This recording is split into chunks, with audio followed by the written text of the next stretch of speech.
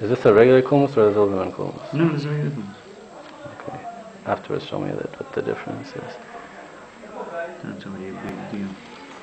Now, you're going to have, if you buy this, then you have this to work on. But you have to something that's higher than the table because you can't cut it off. So, either this or a piece of Lego is good. Something like that.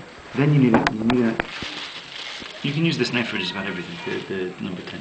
Then what you want to do, you have to cut off the top, and you want to cut it off. Either hold the kulmus at an angle and cut it straight, or hold the kulmus straight and cut it at a little bit of an angle. Now, if you want, there are if a lot of sefer use, they make a step, what they call it in the kulmus, meaning that the end of the kulmus looks like this, right? So instead of being just straight this way, so what you do is you want it to look like this. Why does that help? Because when this touches when it touches the cloth, so what's touching is really this point and this point. And that way, the deal has to have a place where it touches, where there's an open space that it can come out of the feather. So when you have that, the way it works better. You see, all fountain pens work with that. So there's a space between the two things. So in order to get that step, meaning that it goes like this, right? I exaggerate. It goes like that. So what you do in order to get that is if when you're cutting the tip of the feather, if you push down on it, so you can see it'll open up. And then if you cut it straight now,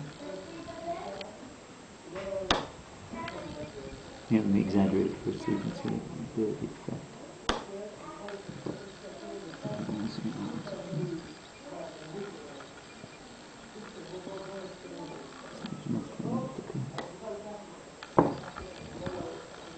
So you can see they didn't end in the same place, right?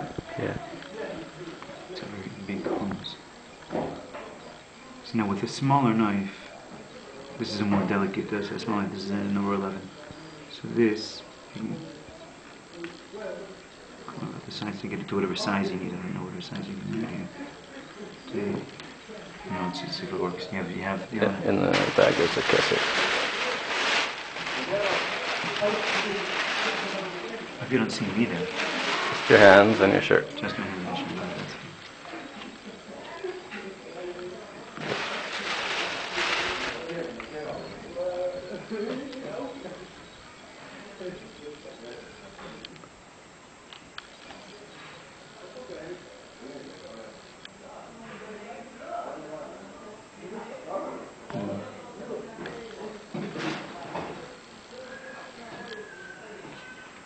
Just cut it to the size of it.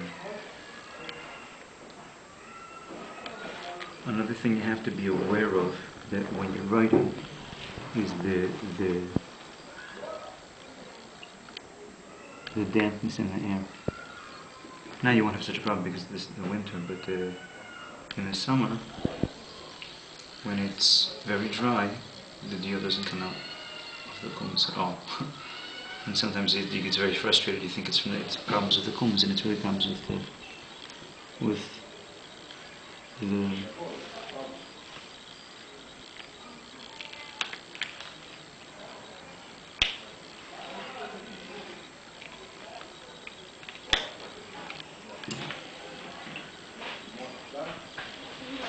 This is a little thick, ideally. It's number 18. Whatever that means. It's not cut the stick. Are you going to be using this? This is the size cloth that you. And this is the size. Not necessarily. This is just what I got from Kesset, what he gave me. So let me just. I don't know what you have. You have a safer though. It's going to be. It's probably pretty large. I don't know what the suit is. I'll leave this. It's fairly large. So. Right now you're just doing tikkunim, right? Yeah, but I want to try to learn on my own to actually write. Well, it writes. That's the. Okay. So what's the difference between this and a backwards kulmus?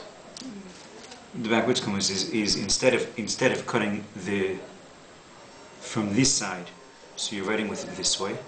So the end of the kulmus will be obviously opposite.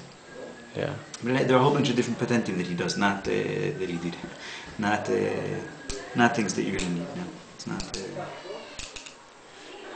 So what's the advantage though? Why do people like to do it backwards? Holds more ink, easier to... No, he had a whole table. I'm not sure why it was. He had a whole thing here. It was a practical thing or a Torah thing? No, it was a practical thing. He had a whole thing that when you push down on the kulmus, the instead of it opening up, if you push down, the two things open up. Yeah. So he had a thing where you push down that it closes it, and he had like a spring system here.